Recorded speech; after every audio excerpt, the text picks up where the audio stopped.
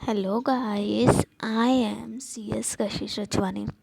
Guys, मेरे इस channel पे आप लोग को सी एस ई ई टी के सारे notes plus M C Qs available है।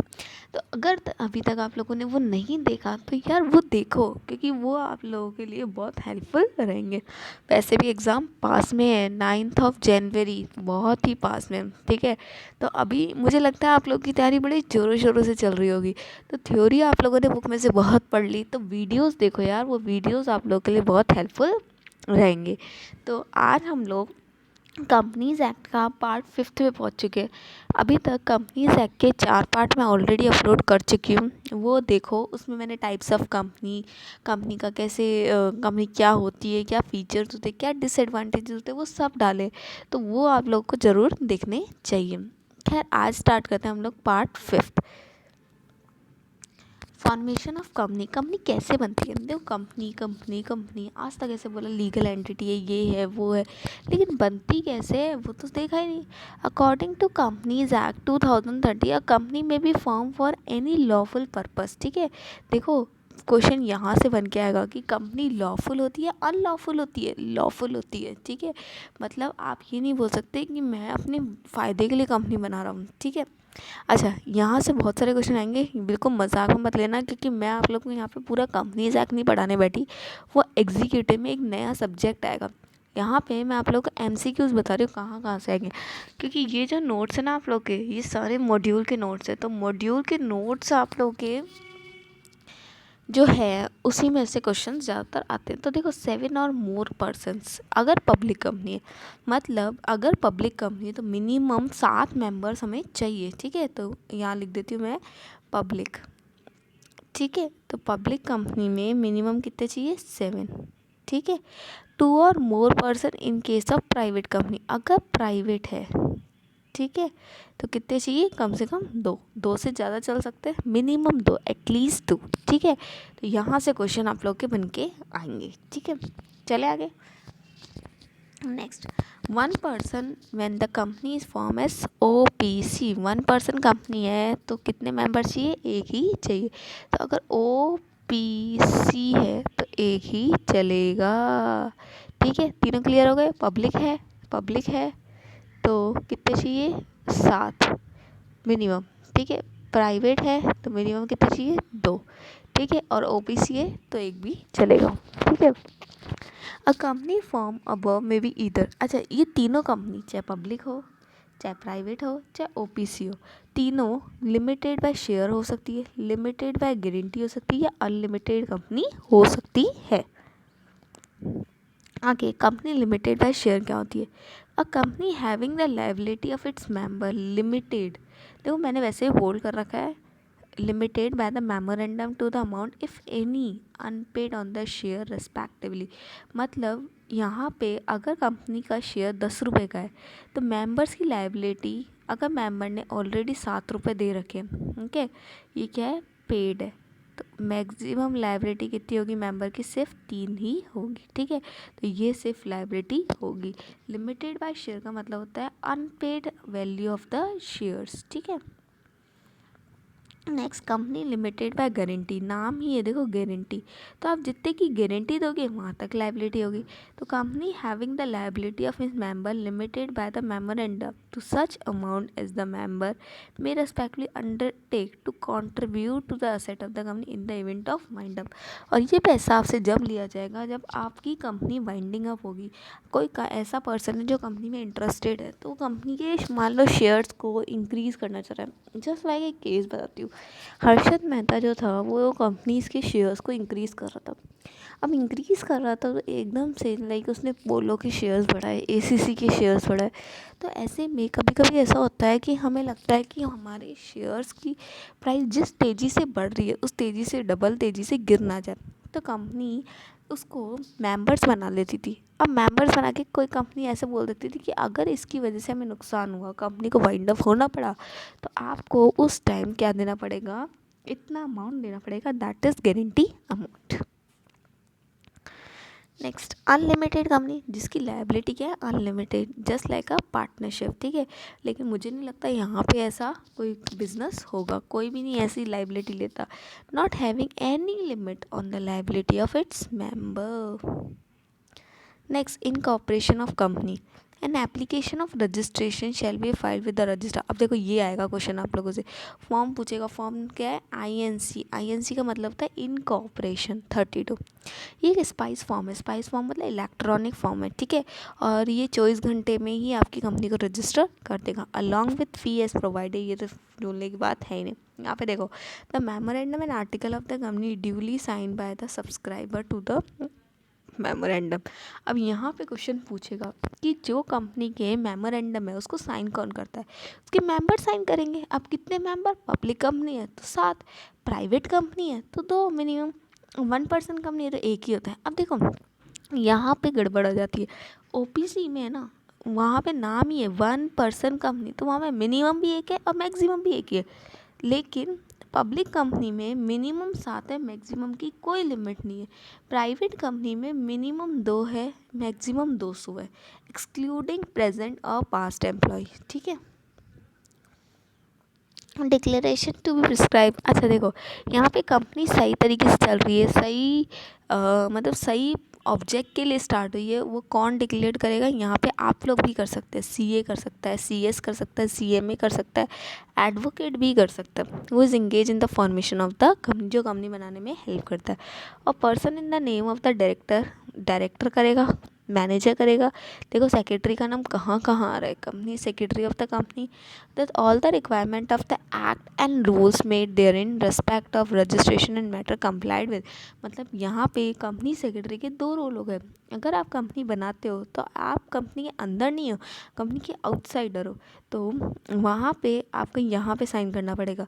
लेकिन अगर आप कंपनी के अंदर हो, कंपनी सेक्रेटरी, तो यहाँ पे आपको साइन करना पड़ेगा। तो आप लोग का स्कोप देखो कितना बढ़ गया है। और क्या आप बताओगे कि यहाँ पे कि हम लोगों ने जो रजिस्ट्रेशन के मैटर्स वगैरह है वो पूरे कंप्लाइड कर दिए। Next, director if any in the article that he has not been convicted of any offence. यहाँ पे डायरेक्टर क्या बोलेगा कि हम लोगों ने कोई ऑफेंस नहीं किया in connection with formation, company को बनाने में, मैनेजमेंट ऑफ एनी कंपनी, और किसी पिछले 5 सालों में उसने अपनी कोई भी जेल वेल नहीं किया हो, उसने अपनी कोई भी ब्रीच ऑफ ड्यूटी नहीं की हो, कोई ऐसा काम नहीं किया, मिसकंडक्ट नहीं किया हो जिसकी वजह से। तो याद रख लेना पिछले 5 सालों में। जो डायरेक्टर होते हैं ना वो कंपनी के मैनेजमेंट में होते हैं, और मैनेजमेंट होने की वजह से वो कंपनी को पूरा संभालते हैं, और संभालने की वजह से वो यहाँ पे डिक्लेरेशन देते हैं कि हमने पिछले 5 सालों में कोई फ्रॉड नहीं किए।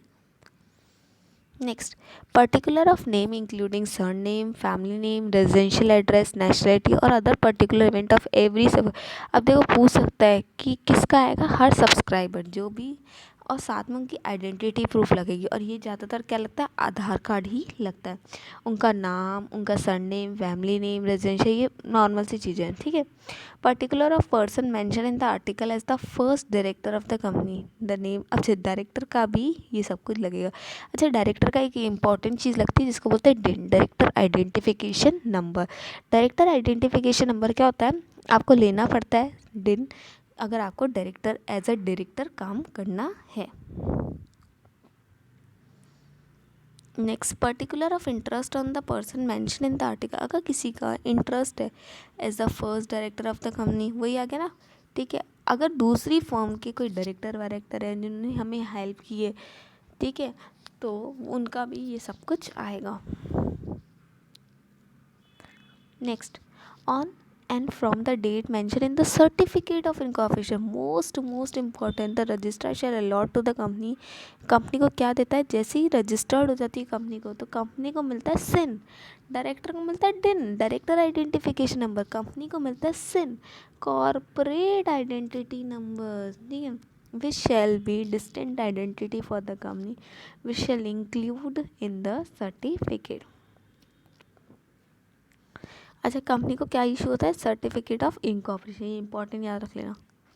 Company shall maintain and preserve its registered office copies to all document information is originally file. ठीक है, तो कंपनी अपने आरओ में, रजिस्टर्ड ऑफिस में, कहीं और नहीं, आरओ का मतलब होता है हेड ऑफिस, ठीक है, रजिस्टर्ड ऑफिस, वहाँ पे अपना क्या रखेगी, सारे डॉक्यूमेंट्स रखेगी और ओरिजिनल रखेगी, कॉपी नहीं रखेगी।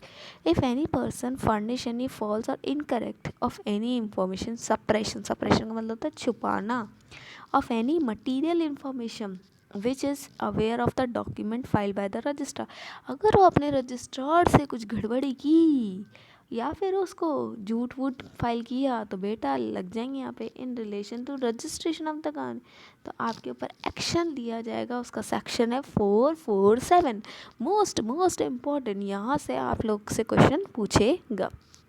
गाइस मेरा एक है ना टेलीग्राम चैनल भी है, उसमें हम लोग क्या कर रहे हैं, डेली के डेली एमसीक्यूज़ डालते हैं, तो उस चैनल को ज्वाइन करो, उसका लिंक नीचे डिस्क्रिप्शन बॉक्स में, ज्वाइन करोगे तो आपको डेली एमसीक्यूज़ मिलेंगे, ज़्यादा से ज़्यादा एमसीक्यूज़ करोगे तो वो आप लोगों के लिए हेल्पफुल रहेंगे। शेयर कैपिटल पढ़ते हैं क्या। A layman view capital as the money which the company has raised by issuing of share, मतलब कैपिटल क्या होती है, कंपनी चला रहे तो कंपनी को पैसा चाहिए, तो पैसा चाहिए तो कंपनी क्या करती है, मार्केट में अपने शेयर्स निकालती है और वो शेयर्स निकाल के क्या निकालती है, पब्लिक से पैसा लेती है। शेयर क्या होता है, share in the share is the share in the share capital of the company and include stock. Share क्या होता है, एक हिस्सा होता है जो कंपनी छोटे छोटे पार्ट्स में बेचती है, लाइक रिलायंस का शेयर हो गया, टाटा का शेयर हो गया। अच्छा, इंक्लूड स्टॉक का मतलब क्या होता है, जब शेयर का बल्क हो जाता है, 1000 शेयर का बल्क हो गया तो उसको क्या बोला जाता है, stock. Share capital refers to the fund that the company raise in exchange for issuing a ownership interest, इसके बदले में आपको क्या मिलती है, कंपनी की ओनरशिप मिलती है। आप रिलायंस की शेयर खरीदोगे, आप मेरे रिलायंस के ओनर बन जाओगे, किसी और कंपनी की शेयर खरीदोगे उसके बन जाओगे, टाटा के खरीद लो, किसी के भी खरीद लो, ठीक है। In a company law share capital कौन सी, ये तो आपका फेवरेट टॉपिक होगा 12th में, issue capital, subscribe capital, called up capital, paid up capital, ठीक है, और भी आएगी इसमें तो अभी, ठीक है। तो सबसे पहले हम लोग एक एक को पढ़ लेते हैं। सबसे पहले nominal capital, authorise capital, registered capital होती क्या है, ठीक है। तो ये वो कैपिटल होती है जो मैक्सिमम अमाउंट हम लोग अपनी पूरी लाइफ टाइम में इशू कर सकते हैं। देखो, maximum amount of share capital of the company, ठीक है। इशू कैपिटल क्या होती है, लाइक कंपनी, आज मैं एक कंपनी बना रही हूँ अपने नाम से, कशिश प्राइवेट लिमिटेड, ठीक है, KPL। अब KPL को कितना फंड चाहिए, मैंने 10 करोड़ रुपीस मैक्सिमम गवर्नमेंट से करा दिए, तो वो क्या हो गई, मेरी ऑथोराइज कैपिटल हो गई। लेकिन इस 10 करोड़ में से 5 करोड़ अगर मैं 6 करोड़ अगर मैं इशू कर रही हूँ पब्लिक को, पब्लिक में निकाल रही हूँ ऐसा इशूड कैपिटल या एज अ फंड शेयर्स के रूप में मैं निकाल रही हूँ, तो ये वो क्या होता है, ये पार्ट होता है ऑथोराइज कैपिटल का। Such capital as the company issue from time to time for subscription, it is that part of authorise या नॉमिनल कैपिटल। अब देखो यहाँ पे क्वेश्चन क्या बनेगा, यहाँ पे क्वेश्चन बनेगा कि इशू कैपिटल क्या नॉमिनल कैपिटल या ऑथोराइज कैपिटल या रजिस्टर्ड कैपिटल से मोर हो सकती है, नहीं हो सकती, क्योंकि इशू कैपिटल किससे निकली है, नॉमिनल से निकली है। तो इशू कैपिटल नॉमिनल के बराबर हो सकती है, उससे कम हो सकती है, लेकिन उससे ज़्यादा कभी भी नहीं हो सकती। Subscribe capital, it is that portion of issue capital at face value which is subscribe. अब देखो, हमने पब्लिक में मैक्सिमम कैपिटल करवाई 10 करोड़, 10 करोड़ में से 6 करोड़ पब्लिक को इशू किए। अब पब्लिक को, मुझे पता है मिनिमम सब्सक्रिप्शन 90% होता है, तो पब्लिक ने मान लो 5.5 करोड़ रुपीस ले लिए, तो ये क्या हुई, सब्सक्राइब कैपिटल। अब सब्सक्राइब कैपिटल किसका पार्ट है, किसका पार्ट है, इशू का, और इशू किसका है, नॉमिनल का। तो it is that portion of issued capital at face value which the subscriber taken by the subscriber, जो लिए जाते हैं। आज मैं पब्लिक में 6 करोड़ रुपीस के शेयर निकालना चाहती हूँ, लेकिन जरूरी पब्लिक 6 करोड़ के लिए, पब्लिक ने 5.5 करोड़ के लिए, मेरा 90% का काम तो हो गया। It is clear that the entire issued capital may or may not be subscribed। जरूर थोड़ी कि सारी कैपिटल लोग सब्सक्राइब करें, कुछ सब्सक्राइब हो जाएगी, कुछ अनसब्सक्राइब हो जाएगी, तो कितनी अनसब्सक्राइब हो गई? 0.5। वो भी पूछ सकता है। Called up capital, called up capital it is that portion of capital which has been called. आप लोगों को पता है जैसे शेयर होता है 10 रुपये का, तो 10 रुपये में से अभी तक हमने 8 रुपये कॉल्ड किए, तो ये क्या हो गई? कॉल्ड अप कैपिटल हो गई। 8 इंटू जितने भी शेयर्स हो जाएंगे, मान लो नंबर ऑफ शेयर्स 1 लाख है तो 8 लाख हो जाएगा, तो इसको बोलते हैं कॉल्ड अप कैपिटल। ये किसका पार्ट होता है? सब्सक्राइब का पार्ट होता है। पेड अप कैपिटल, अगर हमने 10 रुपये मांगे तो वो 10 रुपये थोड़ी देंगे। मान लो सबने 10 रुपये दे दिए, एक पर्सन है जिसने अभी तक 6 रुपये दिए, तो 2 रुपये क्या हो गए? अनपेड हो गए। ओके, तो ये हो गया पेड अप। कॉल्ड अप तो हमारी 8 रुपये है, लेकिन 8 में से उसने कितने दिए? 6 ही दिए, तो बाकी क्या हो गए? अनपेड हो गए। तो such aggregate amount as of money credited as the paid up capital. एक सेकेंड, है ना, equivalent to the amount receive. देखो यहाँ पे पेड अप वो होता है जो कि मान लो 10 रुपये का शेयर है, मैंने 8 मंगाया, 8 कॉल्ड अप है, लेकिन पब्लिक ने 6 ही दिए, तो 2 रुपये क्या हो गए? अनपेड हो गए। तो अनपेड होते हैं तो क्या करते हैं हम लोग? शेयर को फोरफीट करते हैं। अगर आप लोग को याद हो 12th, इक्विटी शेयर कैपिटल होता क्या है? It refers to the It refers to the any company limited by share means all share capital which is not a preference share capital। बहुत ही इजी डेफिनेशन दे रखी। इक्विटी शेयर कैपिटल वो capital होता है जो preference नहीं होता है। तो चलो आगे देखते हैं। अब प्रेफरेंस क्या होता है? It means any part of issued share capital of the company which carry preferential right। Question आएगा प्रेफरेंशियल राइट किसको मिलता है। देखो ये सारी चीज़ें मुझे आपको बताने की ज़रूरत नहीं है, आप लोग 12th पास आउट करके, और आई थिंक आप लोगों को मुझसे भी अच्छे से याद हो। Payment of dividend, repayment of capital, तो जिसको डिविडेंड का पहला राइट और कैपिटल चुकाने का पहला राइट, मतलब अगर कंपनी वाइंड अप होती है, in case of winding up, तो सबसे पहले पैसा किसको देगी? अपने आउटसाइडर को। आउटसाइडर कौन होगा? डिबेंचर होल्डर, क्रेडिटर्स, ये सब होगा। इक्विटी और प्रेफरेंस को बाद में देगी। अब इक्विटी और प्रेफरेंस में से भी पहले किसको देगी? प्रेफरेंस शेयर होल्डर को देगी, बाद में ही इक्विटी शेयर होल्डर को देगी। तो गाइस आई होप आप लोगों को ये सब कुछ अच्छे से समझ में आया हो। आज की वीडियो यहीं पे कंप्लीट करते हैं। मैं छोटी छोटी वीडियोस इसलिए बनाती हूँ ताकि आप लोग एक सुनो, फिर थोड़ी देर रिलैक्स हो, फिर एक सुनो, फिर थोड़ी देर रिलैक्स। तो यार कहाँ किस चीज़ की देरी कर रहे हो? सारी वीडियो सुनो, बहुत हेल्पफुल है, सारे नोट्स आपके मॉड्यूल से है। तो यहीं पर आज की वीडियो क्लोज़ करते हैं। तो बाय, थैंक यू।